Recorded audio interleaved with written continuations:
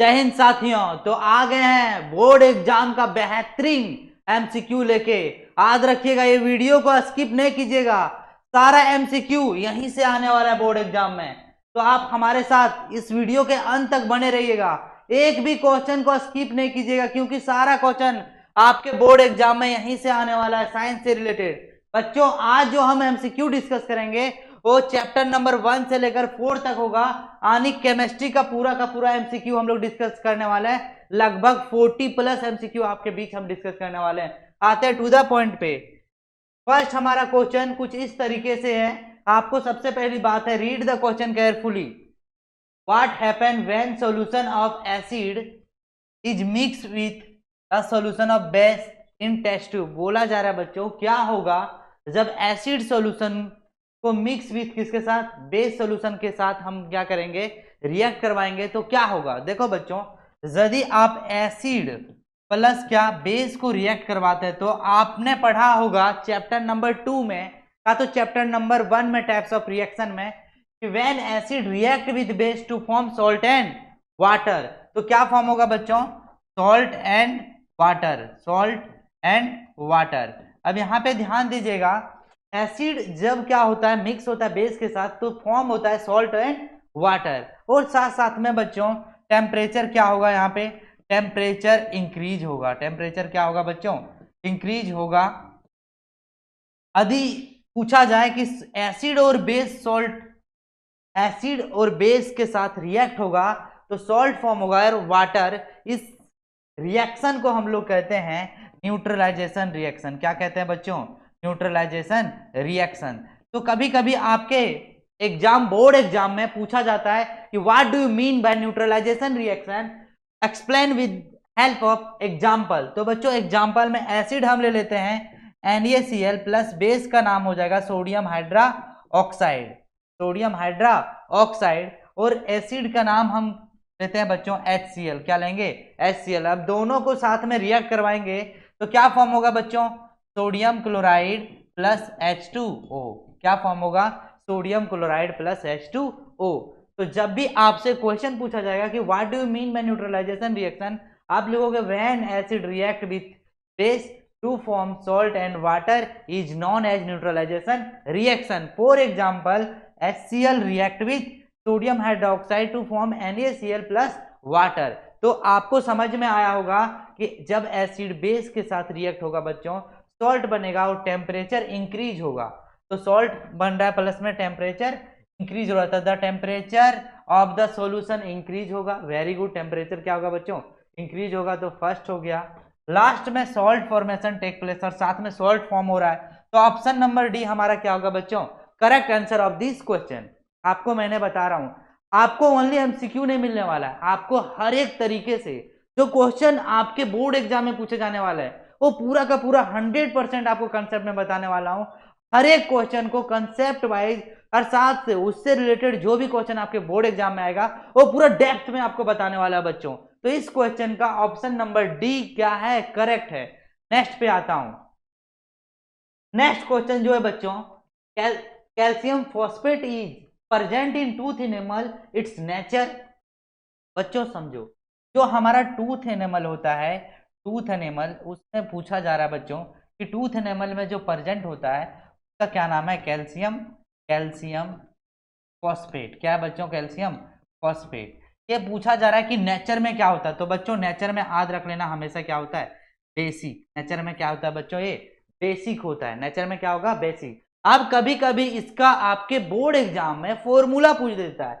तो कैल्शियम क्या है बच्चों, कैल्शियम है, क्या है, कैल्शियम, और साथ में क्या है, फॉस्फेट। तो आपने क्लास 9th में बेहतरीन तरीके से आप पढ़े होंगे कि कोई भी कंपाउंड को फॉर्मूला में कैसे कन्वर्ट कर सकते हैं। तो कैल्शियम का सिंबल होता है Ca, फॉस्फेट का होता है बच्चों, क्या होता है, फॉस्फेट का PO4। इसका वैलेंसी 3 होता है, इसका वैलेंसी 2 होता है। क्रॉस ओवर करोगे तो याद रखोगे बच्चों कैल्शियम फॉस्फेट बन जाएगा। क्या बन जाएगा, कैल्शियम फॉस्फेट। तो this is the formula of calcium phosphate. तो जितना क्वेश्चन इस क्वेश्चन से रिलेटेड बन पा रहा है वो मैं आपको पूरा का पूरा समझाने की कोशिश कर रहा हूं। तो इसका, इस क्वेश्चन का आंसर जो होगा ऑप्शन नंबर ए क्या होगा बच्चों, करेक्ट होगा। अब नेक्स्ट देखो, एम्फोटेरिक पूछा गया है। एम्फोटेरिक मीन्स क्या होता है, ये आपको समझना है बच्चों। एम्फोटेरिक क्या होता है, तो बहुत सारे ऐसे सबस्टेंस होते हैं जो एसिड के साथ भी और बेस के साथ भी रिएक्ट करेगा, उसे हम कहते हैं एम्फोटेरिक। फॉर एग्जाम्पल वाटर है बच्चों ऐसा जो एसिड के साथ भी रिएक्ट करता है और बेस के साथ भी रिएक्ट करता है, तो हम कहेंगे कि वाटर इज एम्फोटेरिक। क्या कहेंगे बच्चों, वाटर इज एम्फोटेरिक। तो हर एक क्वेश्चन आपको मैं बताने वाला हूं विथ डिटेल के साथ में, ऐसा नहीं कि ओनली इसका आंसर बता के हम बाहर निकलने वाला नहीं। जो क्वेश्चन इससे रिलेटेड होगा वो मैं आपको बताऊंगा पूरा का पूरा डेप्थ में। बच्चों कभी कभी क्या होता है तो समझो, टूथ इनेमल किससे बने होते हैं, तो याद रखोगे कैल्शियम फॉस्फेट का व्हाइट कलर का कोटेड किया जाता है।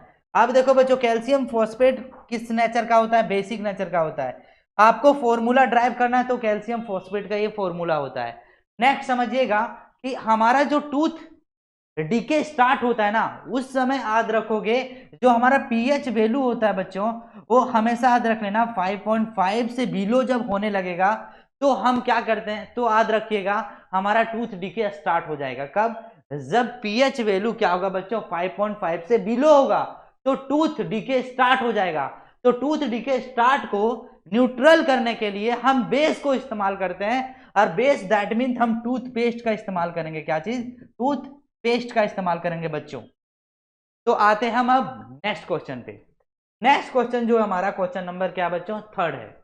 क्वेश्चन नंबर थर्ड को अच्छे तरीके से आपको सबसे पहली बात है पढ़ना है। Sodium carbonate is a basic salt because it is a salt of, सबसे पहली बात है बोला जा रहा है बच्चों कि सोडियम कार्बोनेट जो है बेसिक सॉल्ट है, इसका क्या कारण है। देखो बच्चों, सोडियम कार्बोनेट की बात किया जाए तो सोडियम कार्बोनेट सॉल्ट है, तो बना किससे होगा बच्चों, एसिड और बेस से बना होगा। तो ये एसिड और बेस से बना होगा, तो कौन से एसिड से और कौन से बेस से बना हुआ है, इसे आपको डिटेक्ट करना पड़ेगा, फाइंड आउट करना पड़ेगा, आइडेंटिफाई करना पड़ेगा। तो देखो बच्चों, यहां पे समझना है आपको, क्या समझना है कि ये जो सॉल्ट होगा कहीं ना कहीं कौन सा सॉल्ट होगा, ये जो सॉल्ट फॉर्म हुआ है बच्चों वो कौन से एसिड और कौन से बेस के साथ में हुआ है। तो ये कहीं ना कहीं किससे होगा बच्चों, ये जो कार्बोनेट होता है, तो आपने पढ़ा होगा कि सॉल्ट में भी फैमिली सॉल्ट के बारे में पढ़े होंगे, तो सॉल्ट फैमिली में से आपको याद रखोगे कि ये जो बना होगा वो कहीं ना कहीं कार्बोनिक एसिड से बना होगा। और कार्बोनिक एसिड जो होता है बच्चों, वो याद रखिएगा कि कार्बोनिक एसिड जो होता है वो वीक एसिड होता है। क्या होता है बच्चों, वीक एसिड होता है। क्या होता है, वीक एसिड।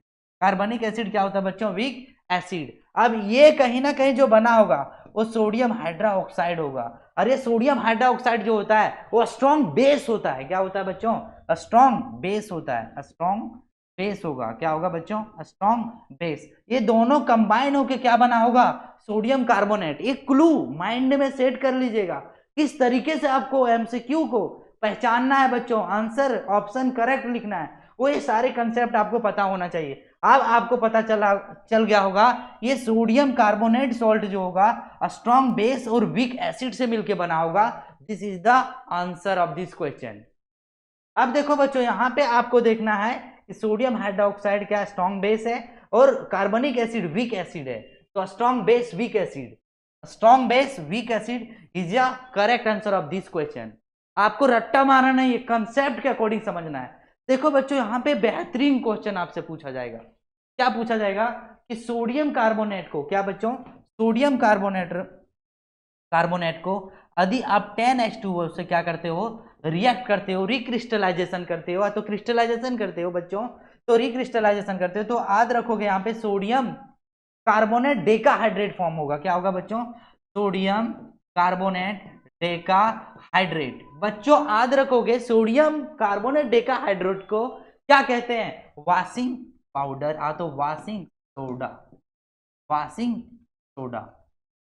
अब देखो बच्चों, आपको पूछा जाएगा कि सोडियम कार्बोनेट डेकाहाइड्रेट कैसे फॉर्म होता है। तो जनरली डायरेक्ट तो आप फॉर्म कर सकते हो, लेकिन इसका प्रोसेस भी और लॉन्ग है बच्चों, इसका प्रोसेस भी लॉन्ग है, क्योंकि इसके लिए क्या किया जाता है, लॉन्ग प्रोसेस को फॉलो किया जाता है। जब क्वेश्चन इस तरीके से आएगा तो मैं जरूर आपको बताऊंगा, इतना समझ लोगे बच्चों। सबसे पहली बात है, सोडियम हाइड्रोक्साइड में सोडियम क्लोराइड और वाटर, कार्बन डाइऑक्साइड, अमोनिया मिलकर सोडियम हाइड्रोक्साइड फॉर्म किया जाता है, फिर वहां से बनाया जाता है ये सारी चीजें।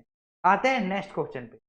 हमारा नेक्स्ट क्वेश्चन जो क्वेश्चन नंबर 4 है, Which of the following substance will not give carbon dioxide on treatment with dilute acid. बोला जा रहा है बच्चों कि इसमें से कौन सा ऐसे सब्सटेंस नहीं है, पूरा विच of the flowing substance will not give, जो कार्बन डाइऑक्साइड नहीं देगा जब ट्रीटमेंट करेंगे किससे, डाइल्यूट एसिड के साथ में। देखो बच्चों, यदि मार्बल की बात किया जाए तो लाइमस्टोन की बात किया जाए तो कैल्शियम क्या है बच्चों, कार्बोनेट है। क्या है, कैल्शियम कार्बोनेट है। क्या है, कैल्शियम कार्बोनेट। और ये सारे में क्या आपको दिखाई देगा, कार्बन डाइऑक्साइड। बेकिंग सोडा की बात किया जाए बच्चों, बेकिंग सोडा यानी HO3, ये हमारा जो होता है सोडियम बाइकार्बोनेट भी कहते हैं और बेकिंग सोडा भी कहते हैं। यहां से आपको भी क्या प्रोड्यूस होता है बच्चों, यदि बेकिंग सोडा को आप हीट करोगे, क्या करोगे, बेकिंग सोडा को हीट करोगे तो कहीं ना कहीं क्या फॉर्म होगा, sodium carbonate plus carbon dioxide and water.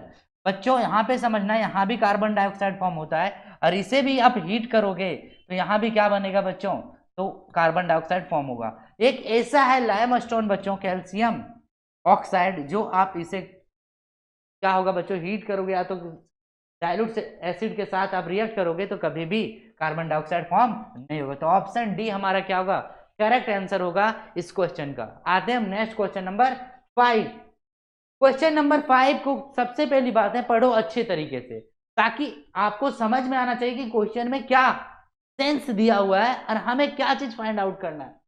Which cooking if the bottom of the vessel is getting blackened on the outside, it means that, बच्चों बता, while बोल रहा है कि while cooking, जब खाना बनाया जाता है तो if the bottom of the vessel is getting blackened, जैसे मान लो कि यहाँ पे क्या किया गया बच्चों, यहाँ पे खाना बनाया जाए, बंसन बर्नर है और यहाँ पे क्या हो जाता है कि जब भी ये फ्यूल बर्निंग होता है, कंबसन होता है, तो इसमें क्या होता है, ब्लैक कलर का लेयर हो जाता है, ब्लैक एंड हो जाता है।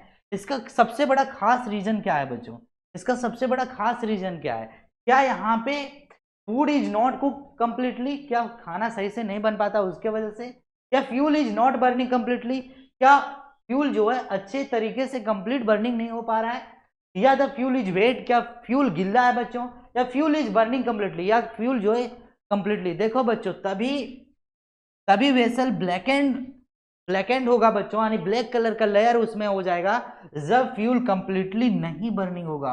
इनकम्प्लीटली बर्निंग होगा तभी ये सारे कहानियां चलेगी बच्चों।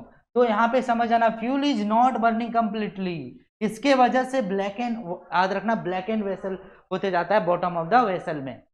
तो ये था आपका पॉइंट। अब यहाँ से क्वेश्चन क्या आता है तो समझो बच्चों, यहाँ पे क्वेश्चन आता है सैचुरेटेड और अनसैचुरेटेड, सैचुरेटेड और अनसैचुरेटेड, सैचुरेटेड और अनसैचुरेटेड, इसमें डिफरेंस पूछा जाएगा। क्या डिफरेंस पूछा जाएगा बच्चों, इसमें पूछा जाता है कि बताओ सैचुरेटेड और अनसैचुरेटेड में, सैचुरेटेड में कौन सा फ्लेम होगा, अनसैचुरेटेड में कौन सा फ्लेम होगा बच्चों।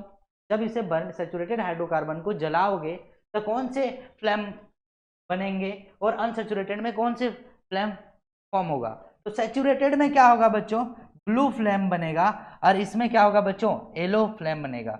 इसमें जो होगा बच्चों वो कार्बन, याद रखोगे, कार्बन डाइऑक्साइड फॉर्म होगा और कार्बन मोनोऑक्साइड। इसमें जो होता है वो याद रखोगे कंप्लीट बर्निंग होगा, कंप्लीट बर्निंग होगा। और इसमें क्या होगा बच्चों, इनकम्प्लीट बर्निंग होगा। क्या होगा, इनकम्प्लीट बर्निंग होगा। तो ये सारी चीजें आपको पढ़ते हुए चलना है, ऐसा नहीं कि एक क्वेश्चन पढ़ें और तुरंत आगे की ओर बढ़े। हमें रफ्तार नहीं करना है बच्चों, हमें स्पीड से नहीं पढ़ना है, सारे कंसेप्ट को पढ़ते हुए चलना है, ताकि आपको ज्यादा से ज्यादा क्वेश्चन को क्या कर सकोगे, आंसर को टिक लगाओगे। नेक्स्ट क्वेश्चन पे आते हैं। हमारा नेक्स्ट क्वेश्चन जो है क्वेश्चन नंबर 6 है। बोल रहा है कि what is the melting point of chloroform. बोला जा रहा है बच्चों कि बताओ मेल्टिंग पॉइंट क्या होगा क्लोरोफॉर्म का। सबसे पहली बात है 290 केल्विन होगा, 209 केल्विन होगा, 156 केल्विन होगा, 90 केल्विन होगा। बच्चों तो मैं बोल रहा हूं इसके लिए आप ये जो चार्ट आप देख पा रहे हो ना, ये चार्ट को क्या करो, अच्छी तरीके से कंप्लीट पढ़ लो। और यहाँ पे 2 फॉर्मूला याद रखिएगा।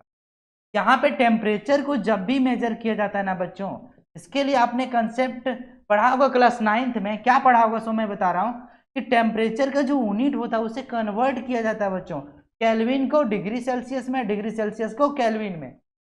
यदि आप केल्विन को डिग्री सेल्सियस में कन्वर्ट, डिग्री सेल्सियस को करते हो तो 200, याद रखोगे बच्चों 273 को ऐड करना पड़ता है। या तो केल्विन को डिग्री सेल्सियस में कन्वर्ट करोगे तो केल्विन माइनस 273। ये कंसेप्ट आपको अच्छे से पता होना चाहिए। अब हमें क्या करना है बच्चों, डिग्री सेल्सियस में क्लोरोफॉर्म का दिया हुआ कितना, -63 डिग्री सेल्सियस, तो -63 डिग्री सेल्सियस केल्विन में कन्वर्ट हो जाएगा प्लस 273। अब यहाँ पे कितना बच जाएगा हमारा बच्चों, तो 3 में 3 0 जाएगा, और साथ में क्या होगा बच्चों, 7 में 6 जाएगा तो 1 बचेगा, और साथ में 2, तो 210 आ रहा है। क्या हो रहा है बच्चों, 210 हो रहा है। बॉइलिंग पॉइंट है, अब मेल्टिंग पॉइंट है, तो मेल्टिंग पॉइंट था, तो 210 अप्रॉक्सी आ रहा है, तो 209 इसका क्या होगा, करेक्ट आंसर होगा इस क्वेश्चन को। तो इस तरीके से आपको सॉल्व करते हुए चलना है। थोड़ा बहुत क्या है बच्चों, डेटा के जो है बच्चों थोड़ा बहुत नंबर इधर उधर है, लेकिन एग्जैक्ट जो है इस तरीके से आपको सॉल्व करना होगा। नेक्स्ट क्वेश्चन पे आते हैं। क्वेश्चन नंबर क्या है बच्चों, 7। क्वेश्चन नंबर 7 में बोला जा रहा है कि नेम ऑफ द कंपाउंड, इस कंपाउंड का नेमिंग क्या होगा बच्चों, तो ये कंपाउंड का नेमिंग है CH3H2 और साथ में CHO है। जब भी नेमिंग पूछा जाए तो इससे पहले आपको बहुत सारे नॉलेज होनी चाहिए। क्या चीज के बारे में नॉलेज होना चाहिए, फॉर एग्जाम्पल में बच्चों, यदि आप इसका IUPAC नेम आप फाइंड आउट करना चाहते हो कि इसका IUPAC नेम, तो सबसे पहली बात है कि नंबर ऑफ कार्बन आइटम को काउंट किया जाता है। तो 1 2 3, लेफ्ट टू राइट और right to left, 1 2 3। Functional group left to right में नियर में आ रहा है बच्चों, और राइट टू लेफ्ट में या लेफ्ट टू राइट में, तो देखो बच्चों राइट टू लेफ्ट में फंक्शनल ग्रुप हमारा क्या हो रहा है, नियर में आ रहा है। तो टोटल कार्बन लॉन्गेस्ट चेन कितना बना बच्चों, 3 बचा, तो 3 को क्या कहते हैं, तो इसके लिए मैं बोल रहा हूं कि फर्स्ट कार्बन को हम क्या कहते हैं, मीथ, सेकेंड कार्बन को क्या कहेंगे बच्चों, ईथ, थर्ड कार्बन को क्या कहेंगे, प्रॉप, फोर्थ कार्बन को क्या कहेंगे, ब्यूट, फिफ्थ कार्बन को क्या कहेंगे, पेंट, सिक्स कार्बन को क्या कहेंगे, हेक्स, 7 कार्बन को क्या कहेंगे, हेप्ट, 8 कार्बन को क्या कहेंगे बच्चों, ऑक्ट, 9 कार्बन को क्या कहेंगे, नॉन, और 10 कार्बन को क्या कहेंगे, डेक। ये जो कार्बन नंबर है बच्चों और नेमिंग है वो अच्छे तरीके से कंप्लीटली क्या होना चाहिए, रिमेंबर होना चाहिए कि फर्स्ट कार्बन को मीथ कहेंगे, सेकंड कार्बन को ईथ कहेंगे, थर्ड कार्बन को प्रोप कहेंगे, 4 कार्बन को ब्यूट कहेंगे, 5 कार्बन को पेंट कहेंगे, 6 कार्बन को हेक्स कहेंगे, 7 कार्बन को हेप्ट कहेंगे, 8 कार्बन को ऑक्ट कहेंगे, और 9 कार्बन को नॉन कहेंगे, 10 कार्बन को डेक कहेंगे। अब यहाँ पे टोटल कार्बन कितना है, 3, तो 3 को क्या कहते हैं बच्चों, प्रॉप, तो यहाँ पे लिखना पड़ेगा क्या, प्रॉप, क्या लिखना पड़ेगा, प्रॉप। ये कौन से फंक्शनल ग्रुप है बच्चों, तो ये जो फंक्शनल ग्रुप है इसका नाम है अल्डिहाइड। क्या है बच्चों, अल्डिहाइड। अल्डिहाइड आपने पता कर लिया कि अल्डिहाइड है, तो जब भी नेमिंग लिखोगे तो यहाँ पे याद रखोगे आप, वर्ड में कोई भी वर्ड में सफिक्स या प्रीफिक्स ऐड होता है बच्चों। तो इसी तरीके से फंक्शनल ग्रुप को पहचान लियो, अल्डिहाइड है, तो IUPAC नेम लिखते वक्त आपको पता करना पड़ेगा कि अल्डिहाइड फंक्शनल ग्रुप में हमें लेफ्ट साइड यानी सफिक्स में और प्रीफिक्स में क्या ऐड करेंगे, तो यहाँ पे हम सफिक्स में ऐड करते हैं बच्चों क्या, तो सफिक्स में ऐड करते हैं ये एल, दोनों को कंबाइन करोगे तो प्रोपेनल हो जाएगा। क्या होगा बच्चों, प्रोपेनल। ये हमारा क्या हो गया, आंसर हो गया, कौन सा, ऑप्शन नंबर ये। अब देखो बच्चों इजी से कैसे पहचानेंगे, देखो इजी से समझ जाना है, ये फंक्शनल ग्रुप किसका है बच्चों, अल्डिहाइड का, किसका है, अल्डिहाइड। अल्डिहाइड के फर्स्ट 2 लेटर में क्या है बच्चों, AL, जिसमें AL होगा वही हमारा आंसर होगा। Rest of the question, rest of the जो भी ऑप्शन है बच्चों गलत हो जाएगा। इसके वजह से मैं बोल रहा हूं कि आपको बेहतरीन कंसेप्ट बताने वाला हूं, आप अंत तक बने रहिएगा, आपको मजा आने वाला है पढ़ के बच्चों। आते हैं नेक्स्ट क्वेश्चन पे। हमारा नेक्स्ट क्वेश्चन जो है, क्वेश्चन नंबर क्या बच्चों, 8 है। क्वेश्चन नंबर 8 को सबसे पहली बात है आप पढ़ो अच्छे से। The on of the constituent of baking powder is sodium hydrogen carbonate, the other constituent is, बोल रहा है बच्चों कि बताओ one of the constituent of baking powder, पूरा बेकिंग पाउडर का constituent sodium hydrogen carbonate, other constituent कौन सा होगा। देखो बच्चों हाइड्रोक्लोरिक एसिड होगा, या टेट्रिक एसिड होगा, एसिटिक एसिड होगा, या सल्फ्यूरिक एसिड होगा। देखो बच्चों सोडियम हाइड्रोक्साइड जो है ना, सोडियम हाइड्रोजन कार्बोनेट को हम कहते हैं क्या, बेकिंग पाउडर। क्या कहते हैं बच्चों, बेकिंग पाउडर। अब इसमें क्या किया जाता है, इसमें जो है बच्चों वीक एसिड को क्या किया जाता है बच्चों, वीक एसिड को कंबाइन किया जाता है। यदि आप इसमें नजर दौड़ाओगे ना तो कहीं ना कहीं हाइड्रोक्लोरिक एसिड है, टैट्रिक एसिड है, एसिटिक एसिड है, सल्फ्यूरिक एसिड है। आपको लगेगा कि सल्फ्यूरिक एसिड क्यों इसमें बेकिंग सोडा में, बताओ। बेकिंग सोडा जो है ये कुकिंग के लिए इस्तेमाल किया जाता है, हाइड्रोक्लोरिक एसिड मिलाओगे उसमें नहीं, सल्फ्यूरिक एसिड मिलाओगे नहीं, क्यों, ये दोनों स्ट्रॉन्ग एसिड है। क्या हम एसिटिक एसिड मिलाएंगे, नहीं। तो याद रखोगे टैट्रिक एसिड मिलाया जाता है किसमें, बेकिंग पाउडर में। कौन सा एसिड मिलाया जाता है, टैट्रिक। क्यों मिलाया जाता है बच्चों, क्योंकि ये वीक एसिड होता है। क्या होता है, वीक एसिड। क्योंकि टैट्रिक एसिड, आप टैटेरिक एसिड जो होगा बच्चों आप पढ़े होंगे टैमरिंड में, कहाँ पे, टैमरिंड में याद रखना पाया जाता है, कहाँ पे, टैमरिंड में। तो ग्रेप्स में कौन सा एसिड पाया जाता है, टैटेरिक एसिड। तो याद रखोगे बेकिंग सोडा में कौन सा एसिड मिलाया जाता है, टैटेरिक एसिड मिलाया जाता है। टैटेरिक एसिड कहाँ पे पाया जाता है, तो टैमरिंड में, तो ग्रेप्स में। अब यहां से सो मेनी क्वेश्चन पूछा जाता है, बहुत सारे क्वेश्चन पूछा जाता है। फॉर एग्जाम्पल जैसे आपसे मैं पूछूंगा बताओ कर्ड में कौन सा एसिड पाया जाएगा, तो आपको बताना पड़ेगा लैक्टिक एसिड। कौन सा एसिड पाया जाता है बच्चों, लैक्टिक एसिड। इसी तरीके से बताओ नेटल स्टिंग में कौन सा एसिड पाया जाता है, तो नेटल स्टिंग में फॉर्मिक एसिड। कौन सा एसिड पाया जाता है, फॉर्मिक एसिड। अरे ये सारे एसिड क्या है बच्चों, वीक एसिड है। क्या है, वीक एसिड है।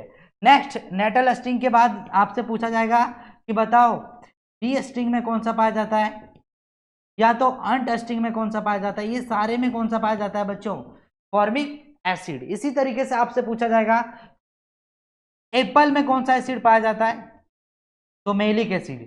कौन सा एसिड पाया जाएगा बच्चों, मेलिक एसिड पाया जाता है। कहाँ पे, एप्पल में। अब बताओ टोमेटो में कौन सा एसिड पाया जाएगा, टोमेटो में जो एसिड पाया जाता है बच्चों वो याद रखोगे ऑक्जेलिक एसिड। क्या, कौन सा एसिड पाया जाता है, ऑक्जेलिक एसिड। इसी तरीके से आपसे पूछा जाएगा विनेगर में कौन सा एसिड पाया जाएगा, तो विनेगर में एसिटिक एसिड पाया जाता है। क्या पाया जाता है बच्चों, एसिटिक एसिड। इसी तरीके से आपके पूछा जाएगा बच्चों टी लिप्स में, जो टी लिप्स होता है उसमें कौन सा एसिड पाया जाता है, तो टैनिक एसिड पाया जाता है। क्या पाया जाता है बच्चों, टैनिक एसिड। इसी तरीके से आपको पूछा जाएगा कि ग्रीन लीफी वेजिटेबल में बच्चों कौन सा एसिड पाया जाता है, तो याद रखोगे बच्चों इसमें जो एसिड पाया जाता है वो फोलिक एसिड पाया जाता है। कौन सा एसिड पाया जाता है, फोलिक एसिड। इस तरीके से और क्वेश्चन आपसे पूछा जा सकता है।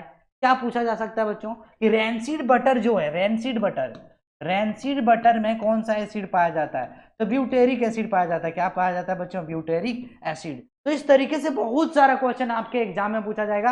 आप अच्छे से लिस्ट में आप क्या करोगे बच्चों, राइट डाउन कर लोगे तो एक भी मार्क्स छूटने वाला नहीं है। अदरवाइज आप समझ ही सकते हो कितना इंपॉर्टेंट है ये सारे क्वेश्चन। अब प्रीवियस ईयर जब भी आप देखोगे कहीं ना कहीं ये सारे क्वेश्चन आपको दिखेगा आपके बोर्ड एग्जाम में। आते हैं next question, question number 9। Question number 9 को आपको सबसे पहली बात है पढ़ना है। ये क्वेश्चन ऑलरेडी मैंने बता दिया कि क्यों इस्तेमाल किया जाता है, किस लिए, पूरा अच्छे से हमने समझाने का कोशिश किया। आप क्वेश्चन नंबर 9 देखो बच्चों, which of the following phenomena occurs when a small amount of acid is added to water। अब बोल रहा है बच्चों बताओ which of the following phenomena occurs, इसमें से कौन सा फेनोमेना अकर्स होगा जब स्मॉल अमाउंट ऑफ एसिड को ऐड करेंगे वाटर में। देखो बच्चों जब आप एसिड को किसमें ऐड करोगे, वाटर में ऐड करोगे तो क्या होगा, तो याद रखना बच्चों आयंस फॉर्म होगा। क्या होगा, आयंस फॉर्म होगा। कौन सा आयंस फॉर्म होगा बच्चों, जैसे मान लो कि HCl को आप वाटर के साथ करते हो तो क्या फॉर्म होगा बच्चों, तो हाइड्रोनियम आयन। क्या होगा, हाइड्रोनियम आयन प्लस में क्या होगा बच्चों बताओ, Cl माइनस। तो इस तरीके से आपको समझते जाना है। ये क्या हो जाता है बच्चों, तो आयनाइजेशन हो जाता है। क्या हो जाता है यहाँ पे, आयनाइजेशन। और एसिड और वाटर के साथ आप रिएक्ट करोगे तो क्या होगा, आयनाइजेशन हो जाएगा। और साथ साथ में क्या होगा बच्चों, अब देखो आयनाइजेशन भी है, क्या न्यूट्रलाइजेशन होगा या डाइल्यूशन होगा, फॉर्मेशन होगा, तो यहाँ पे डाइल्यूशन नहीं होगा, फॉर्मेशन नहीं होगा। यहाँ पे क्या होगा बच्चों, आयनाइजेशन होगा और न्यूट्रलाइजेशन होगा। क्या होगा बच्चों, न्यूट्रलाइजेशन होगा। तो ये पॉइंट हमारा कौन सा है, 1 और 2, 1 और 2 ऑप्शन नंबर ए में है। ये हमारा क्या होगा बच्चों, करेक्ट होगा। ए में क्या होगा, करेक्ट होगा। देखो बच्चों when acid dissolve into water to produce H+ ion या तो टू प्रोड्यूस हाइड्रोनियम आयंस, तो इस तरीके से क्वेश्चन जब भी पूछा जाएगा तो आपको क्वेश्चन को सॉल्व करना रहेगा, आपको घबराना नहीं है। नेक्स्ट क्वेश्चन पे आते हैं। हमारा नेक्स्ट क्वेश्चन जो है क्वेश्चन नंबर क्या बच्चों 10 है। क्वेश्चन नंबर क्या है 10।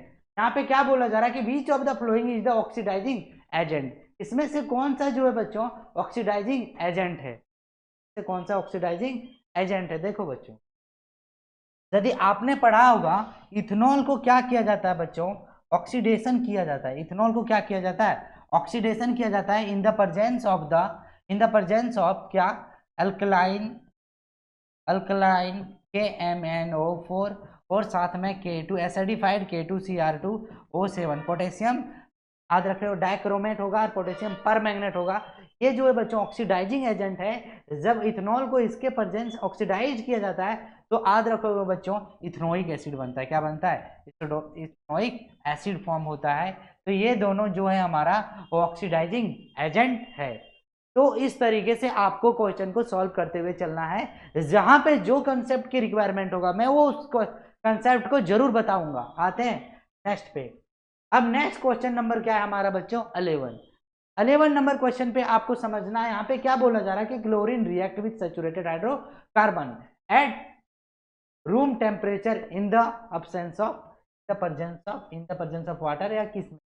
तो बताओ बच्चों सैचुरेटेड हाइड्रोकार्बन में आपको याद रखना पड़ेगा सैचुरेटेड हाइड्रोकार्बन क्या होता है।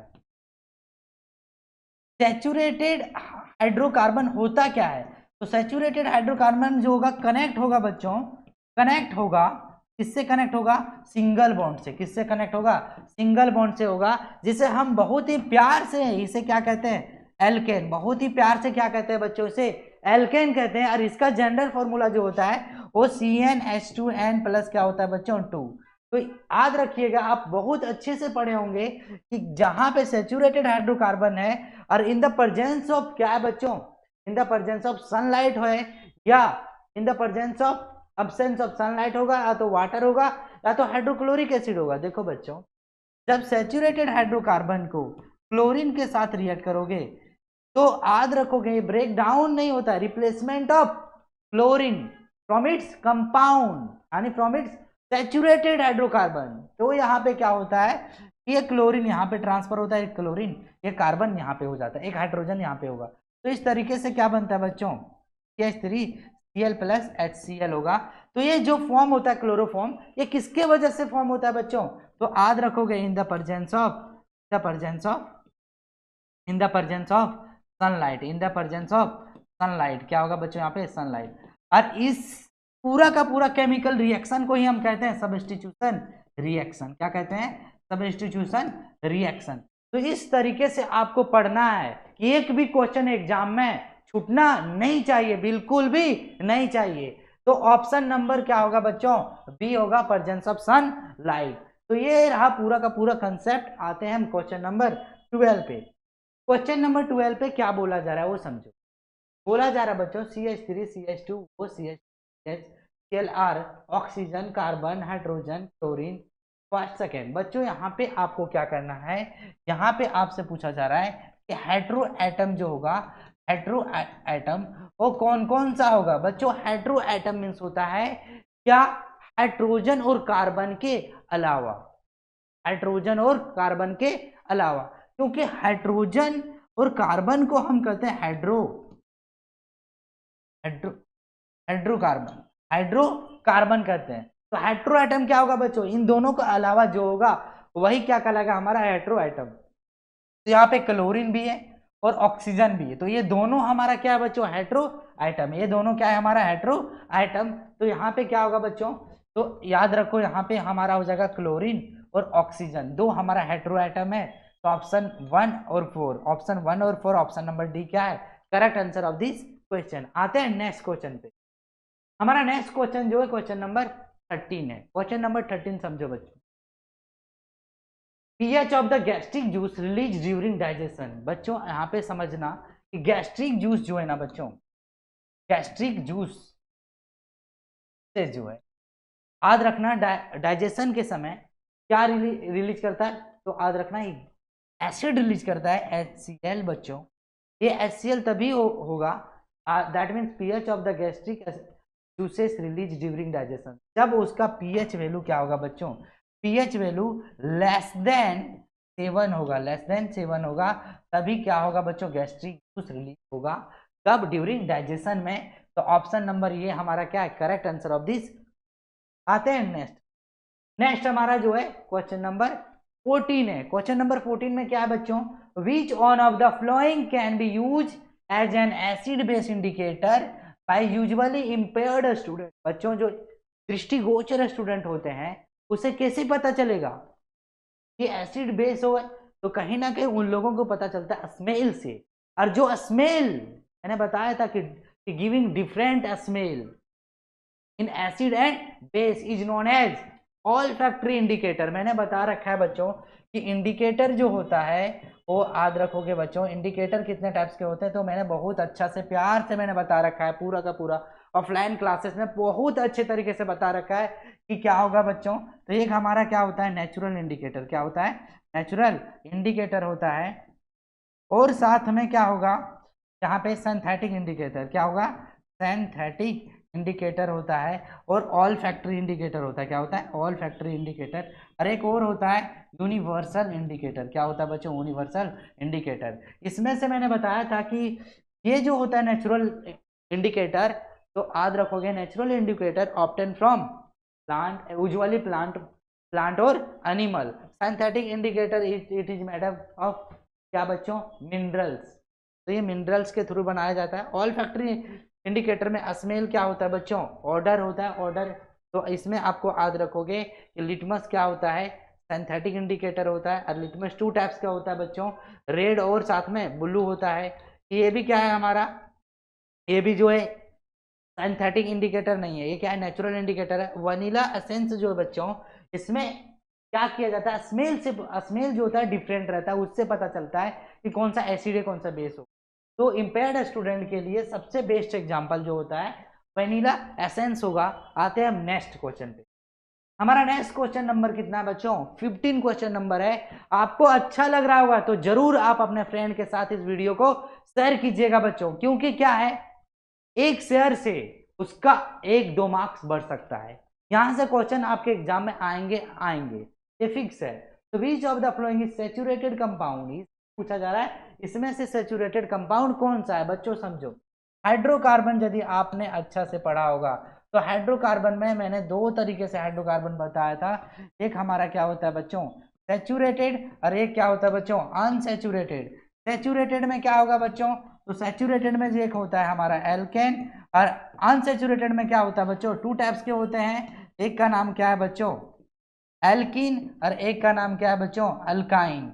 एल्केन में याद रखोगे बच्चों सिंगल बॉन्ड से कनेक्ट होगा, और एल्किन में क्या होगा बच्चों, डबल बॉन्ड से कनेक्ट होगा। और इसमें क्या होगा बच्चों, ट्रिपल बॉन्ड से कनेक्ट होगा। किससे, ट्रिपल।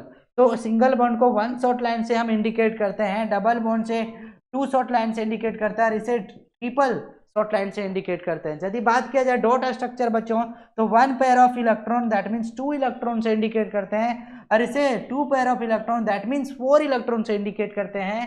ट्रिपल बॉन्ड की बात किया जाए तो 3 pair of electron that means 6 electron से इंडिकेट करते हैं।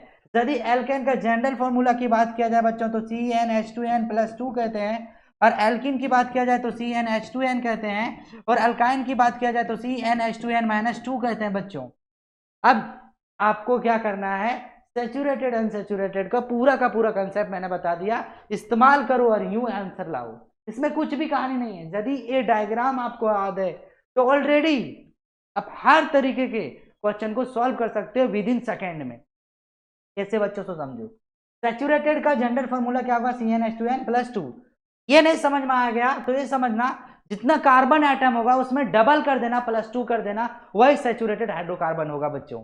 क्या होगा, यदि मान लो कि कार्बन एटम 2 है, कार्बन एटम क्या है, 2 है, तो इसका डबल कर दो, क्या डबल करो और उसमें 2 ऐड कर दो, तो 2 का 4 और साथ में क्या 6, तो ये सैचुरेटेड हाइड्रोकार्बन होगा। क्या होगा, सैचुरेटेड हाइड्रोकार्बन होगा। यहां पे फाइंड आउट करो, क्या यहां पे आपको सैचुरेटेड कंपाउंड दिख रहा है बच्चों, तो देखो बच्चों 2+2 कर रहा है, तो ये सैचुरेटेड हाइड्रोकार्बन होगा क्या, 2 का डबल में +2 होना चाहिए, 3 का डबल में +2 होना चाहिए, नहीं हो रहा है। 3 का डबल करोगे तो 6 हो रहा है बच्चों, 2 का डबल करोगे तो 4 आ रहा है, और 2 का डबल करो तो सैचुरेटेड हाइड्रोकार्बन आ रहा है। तो कहीं ना कुछ क्या है बच्चों प्रॉब्लम, क्यों? 3 का डबल करता तो 3 का डबल कितना होता बच्चों, तो H6+2 होता। 2 का डबल करता तो C2H4 और +6 होता है, इसमें डबल किया जाता तो C2H6 होता है। तो कहीं ना कहीं यहाँ पे क्या है बच्चों, कुछ ना कुछ रॉन्ग है। क्यों रॉन्ग है?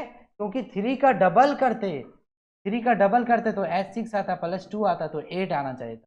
तो ये हमारा क्या हो जाता, ऑप्शन होता सही सैचुरेटेड कंपाउंड का। किसका? सैचुरेटेड कंपाउंड का।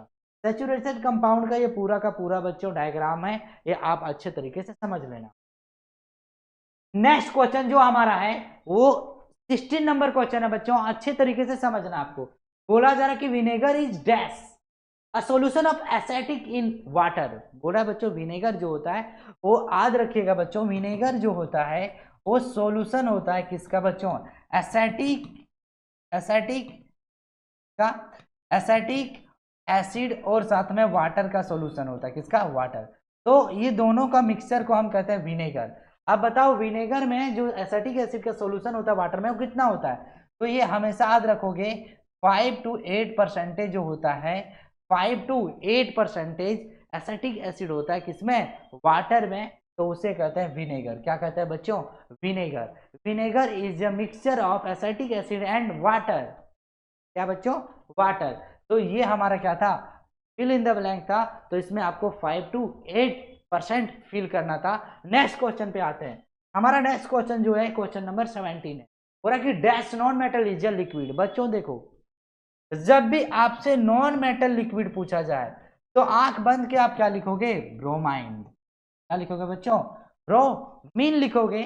और यदि मेटल में आपको लिक्विड पूछा जाए, मेटल में आपको लिक्विड पूछा जाए तो मर्क्यूरी। क्या लिखोगे बच्चों? मर्क्यूरी। क्या लिखोगे? मर्क्यूरी लिखोगे। और यदि आपको पूछा जाए, क्या पूछा जाए बच्चों, ये दोनों जो होगा वो किस में होगा? रूम टेम्परेचर में होगा बच्चों, रूम टेम्परेचर में होगा। तो ये ध्यान रखोगे आप लोग सभी को। अब देखो नेक्स्ट, कार्बन जो है बच्चों नॉन मेटल है लेकिन याद रखोगे सॉलिड के फॉर्म में। फॉस्फोरस भी नॉन मेटल है लेकिन किसके फॉर्म में? सॉलिड के फॉर्म में। फॉस्फोरस के बारे में आपको पता होना चाहिए, दो टाइप्स का होता है, व्हाइट फॉस्फोरस और रेड फॉस्फोरस। व्हाइट फॉस्फोरस जो होता है बच्चों वो क्रैकर्स वगैरह बनाने में इस्तेमाल किया जाता है। रेड फॉस्फोरस जो होता है, आप कहीं ना कहीं मैच स्टिक में देखना, जो मैच स्टिक को रूम टेम्परेचर में आप स्क्रबिंग करते हो तो फायर हो जाता है ना, वो फॉस्फोरस है बच्चों। लेकिन वो जो फॉस्फोरस है रेड फॉस्फोरस है। व्हाइट फॉस्फोरस बहुत ही खतरनाक होता है, रेड फॉस्फोरस से कई गुना ज्यादा खतरनाक होता है व्हाइट फॉस्फोरस, क्योंकि ये क्रैकर्स में इस्तेमाल किया जाता है और मैच स्टिक में इसका इस्तेमाल किया जाता है। कार्बन तो आपको सभी को पता है, ब्रोमीन लिक्विड के फॉर्म में होता है और नॉन मेटल होता है, इसकी वजह से इसका आंसर होगा ब्रोमीन। आते हैं हम next question number 18। Question number 18 को सबसे पहली बात है आप पढ़ो, आते हैं टू द पॉइंट पे। Silver articles becomes black on prolong exposure to air. बच्चों सिल्वर आर्टिकल्स लॉन्ग टाइम तक कहाँ पे छोड़ा जाता है? लॉन्ग टाइम एटमोस्फेयर पे छोड़ा जाता है। बाद में याद रखोगे बच्चों ये एक लेयर बन जाता है। इसका सबसे बड़ा कारण है सिल्वर सल्फाइड के कारण। किसके कारण बच्चों? सिल्वर सल्फाइड के कारण हो पाता है इस तरीके से। तो ऑप्शन ये इसका करेक्ट होगा। अब आते हैं नेक्स्ट क्वेश्चन पे। हमारा नेक्स्ट क्वेश्चन जो है वो क्वेश्चन नंबर क्या है बच्चों? 19। आते हैं टू द पॉइंट पे। Which of the flowing does not belong to the same homolog series. सबसे पहली बात है होमोलॉग सीरीज होता क्या है? बहुत बड़ा क्वेश्चन आपके माइंड में आएगा यदि आप अच्छे तरीके से नहीं पढ़े होंगे। तो सबसे पहली बात है समझना है बच्चों होमोलॉग सीरीज होता क्या है। तो यहाँ पे समझना कि सेम क्या होगा बच्चों? सेम जनरल फॉर्मूला होगा, सेम केमिकल प्रॉपर्टीज होगा, सेम स्ट्रक्चर होगा। क्या होगा बच्चों? सेम स्ट्रक्चर होगा बट डिफरेंट फिजिकल प्रॉपर्टीज। यहाँ पे समझिएगा बच्चों कि इसमें जब प्रॉपर्टीज पूछा जाता है होमोलॉग सीरीज का तो हमेशा याद रखोगे कि यहाँ फंक्शनल ग्रुप हमेशा क्या होता है? सेम। फंक्शनल ग्रुप हमेशा क्या होगा बच्चों? सेम होगा। प्रॉपर्टीज में क्या होता है कि समझो डिफर जो होगा डिफर बाय 14 यूनिट मास, मतलब दो होमोलॉग सीरीज का जो डिफर होगा बच्चों, डिफरेंट होगा मोलिकुलर मास का, वो 14 यूनिट होगा। और यदि मोलिकुलर फॉर्मूला का डिफर पूछा जाए तो मोलिकुलर डिफर बाय CH2, क्या होगा बच्चों, CH2। ये दोनों डिफरेंस होंगे। थर्ड में जैसे जैसे आप क्या करोगे बच्चों, नंबर ऑफ कार्बन आइटम बढ़ाता जाओगे, या तो होमोलॉग सीरीज को बढ़ाते जाओगे, उस तरीके से समझना है इसका मेल्टिंग पॉइंट और बॉइलिंग पॉइंट, मेल्टिंग पॉइंट और बॉइलिंग पॉइंट क्या होगा, इंक्रीज होता जाएगा। अब यहाँ पे आपको समझना है, ये जो होगा बच्चों, ये कोई ना कोई होमोलॉग सीरीज से होगा, और ये होमोलॉग सीरीज जो होना चाहिए वो क्या है बच्चों, not belong to the same homolog series. तो देखो 2 का डबल में +2, ये क्या है बच्चों, एल्केन होमो। इसका 2 2 जा 2 और 2 4 और 2 6 होना चाहिए, तो ये हमारा नहीं हो रहा है। 4 के यदि देखा जाए तो क्या होगा बच्चों, 2 2 जा 4 -2 भी नहीं जा रहा है, यहाँ पे 4 और डबल इसका, तो ये हमारा एल्कीन है, क्या बच्चों, एल्कीन है। और ये भी क्या है बच्चों, एल्केन है। तो एक ऐसा मात्र है जो होमोलॉग सीरीज बिलोंग नहीं करता है, ना ही एल्केन में आ रहा है, एल्कीन में, ना ही अल्काइन में। क्यों, यदि एल्केन में होता तो C2H6 होता, यदि एल्केन में होता तो, यदि एल्कीन में तो C2H4 होता है, यदि अल्काइन में होता, ये एल्कीन का हो गया, क्या हो गया बच्चों, एल्कीन। यदि अल्काइन में ये होता, किसमें, अल्काइन में, तो C2H2 होता, लेकिन है नहीं, किसमें, अल्काइन में। किसमें होगा बच्चों, अल्काइन में। क्या ऐसा कोई देखा जा रहा है, नहीं। तो option C will be correct answer of this question. आते हैं हम नेक्स्ट क्वेश्चन पे। हमारा जो नेक्स्ट क्वेश्चन है, क्वेश्चन नंबर 20 है। कितना क्वेश्चन पढ़ लिया आपने बच्चों, 20 क्वेश्चन पढ़ लिए। आपको बताओ कैसा फीलिंग आ रहा है। आपको मैं महसूस होने नहीं दूंगा कि ये क्वेश्चन टफ है, ये क्वेश्चन जटिल है, यहाँ पे समझ में नहीं आया। समझ में यदि नहीं आ रहा है, then you have to comment in the comment section in my YouTube channel. For a dash is an unsaturated compound. आपको क्या फाइंड आउट करना बच्चों, unsaturated hydrocarbon, unsaturated compound. Unsaturated याद रखोगे, कंपाउंड में क्या होगा बच्चों, या तो ये डबल बॉन्ड होगा, क्या होगा बच्चों, डबल बॉन्ड होगा, या तो ये ट्रिपल बॉन्ड होगा। यदि डबल बॉन्ड होगा बच्चों, तो याद रखोगे, डबल बॉन्ड होगा तो इसका फॉर्मूला CnH2n, ट्रिपल बॉन्ड होगा तो CnH2n-2 होगा। तो सबसे पहली बात है, देखा जाए तो ये क्या है बच्चों, सेचुरेटेड है। ये क्या है, इसका डबल है, इसका क्या है बच्चों, नहीं याद रखोगे, अनसेचुरेटेड हाइड्रोकार्बन पूछा जा रहा है, तो ये नहीं होगा क्योंकि ये सेचुरेटेड कार्बन है। और ये भी क्या है बच्चों, हमारा अनसेचुरेटेड, क्योंकि C2 का क्या है, ये डबल है, C2 फिर इसका डबल है, तो ये कहीं ना कहीं क्या है बच्चों, डबल बॉन्ड में आ रहा है। तो यहाँ पे क्या होगा, 2H4, C2H4 is correct answer of this question. आते हैं हम next question, question number 21 number question को read the question carefully, then you can try to solve it.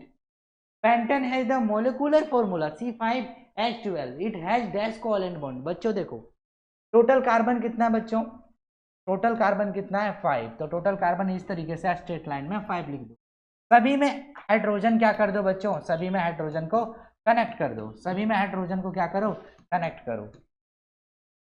सभी में हाइड्रोजन कनेक्ट करने के बाद आपको कुछ भी करने की जरूरत नहीं है, क्या, तो बस ओनली जो टोटल बॉन्ड है उसे काउंट कर लो। क्या कर लो बच्चों, काउंट कर लो। किस तरीके से काउंट करना, 1 2 3 4 5 6 7 8 9 10 11 12 13 14 15 16 will be correct answer of this question.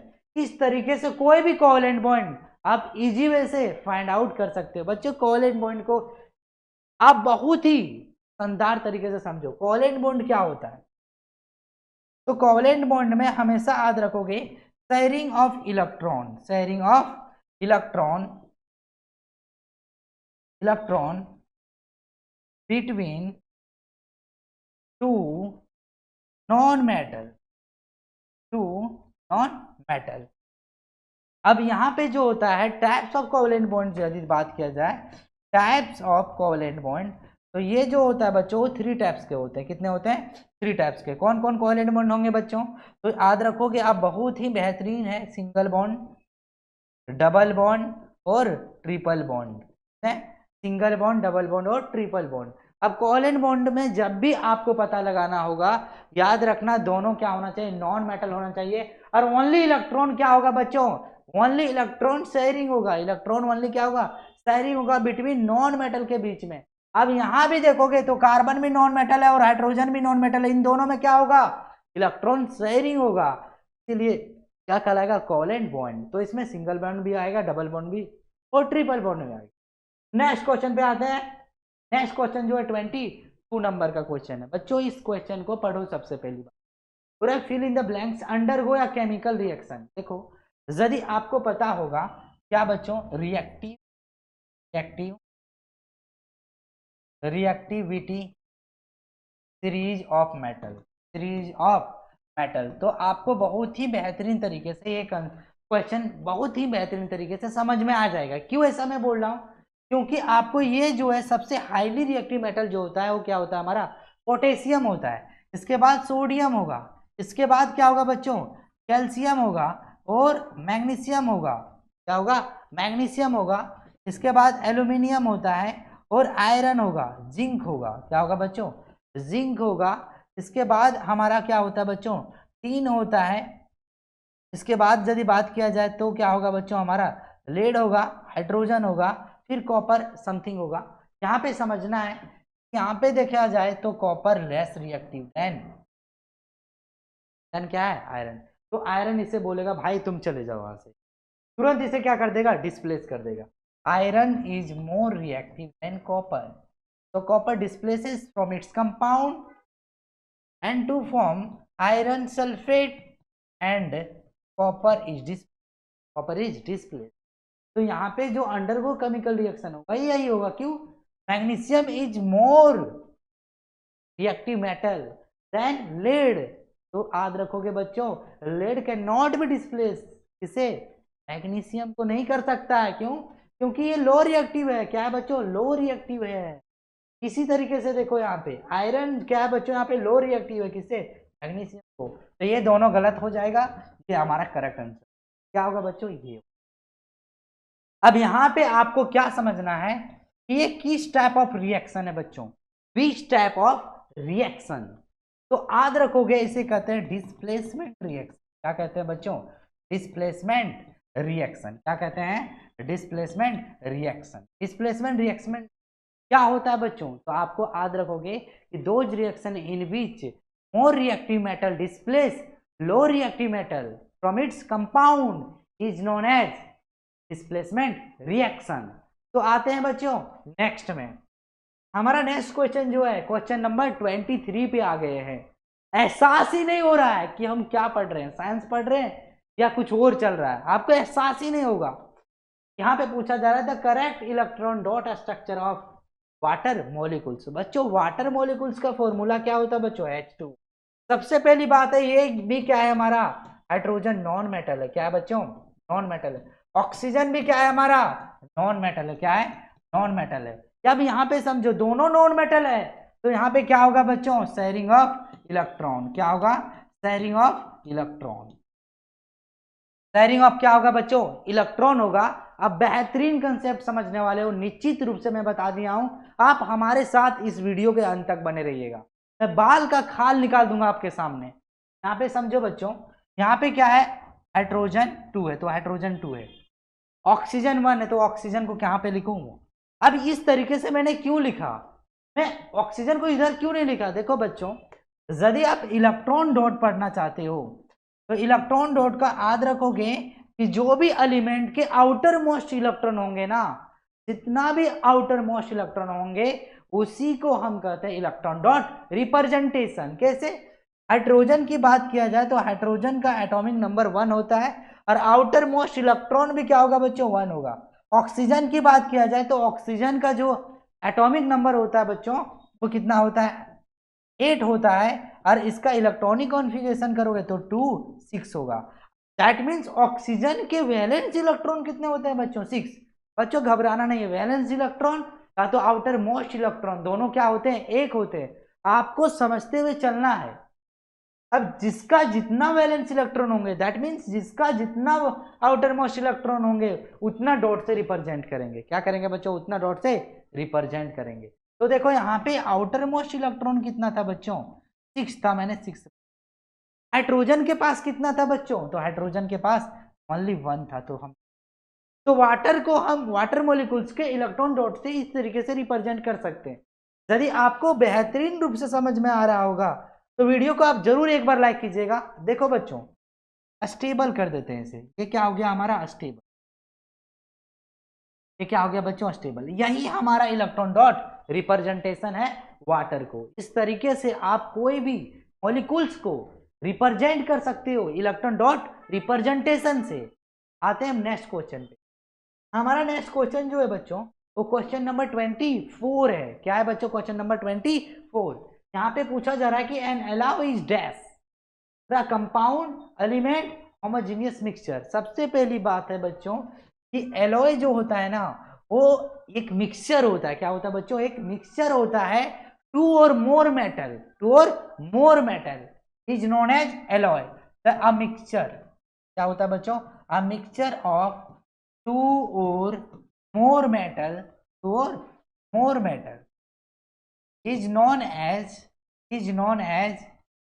alloy। साथ में बच्चों याद रखोगे कि it is an homogeneous mixture। ऐसा क्यों मैं बोल रहा हूं, इसका जो कॉन्स्टिट्यूएंट होगा ना बच्चों, कॉन्स्टिट्यूएंट जो होगा याद रखिएगा ये कंप्लीटली क्या हो जाएगा बच्चों, डिजॉल्व हो जाएगा।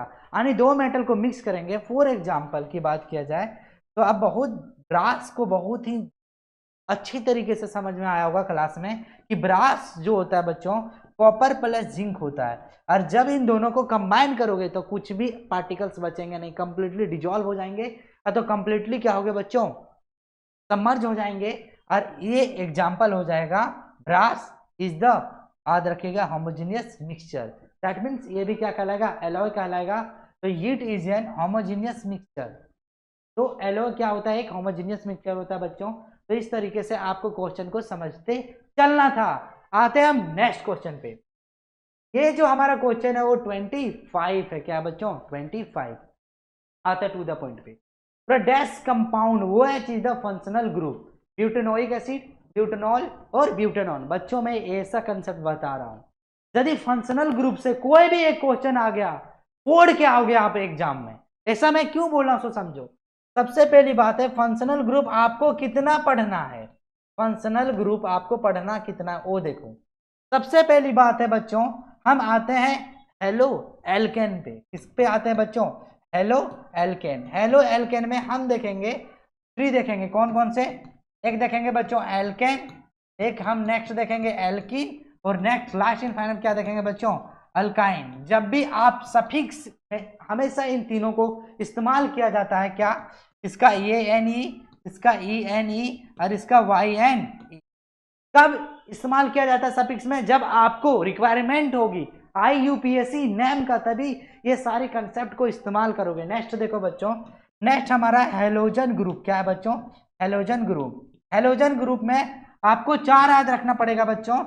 4 का क्या नाम है, तो एक का नाम है बच्चों याद रखोगे BRIF और साथ में Cl। इसका हमेशा प्रीफिक्स में इस्तेमाल करोगे IUPAC नेम लिखने में। Br को कहते हैं ब्रोमो, I को कहते हैं आइडो, F को कहते हैं फ्लोरो और Cl को कहते हैं क्लोरो। क्या कहते हैं बच्चों, क्लोरो। ये सारे पॉइंट याद रखोगे, दिमाग में रखोगे, keeping the point in the mind. आते हैं टू द पॉइंट पे बच्चों। ये हमारा हेलो एल्केन हो गया, हेलोजन हो गया। अब आते हैं फंक्शनल ग्रुप में। आपको जो पढ़ना है वो मेन कौन कौन सा पढ़ना है, तो सबसे पहली बात है आपको पढ़ना है किसका, एल्कोहल का। किसका बच्चों, एल्कोहल का। नेक्स्ट आपको पढ़ना है अल्डिहाइड का। उसके बाद पढ़ना है आपको कीटोन का। उसके बाद आपको पढ़ना है कार्बोक्सिलिक एसिड का, कार्बोक्सिलिक एसिड।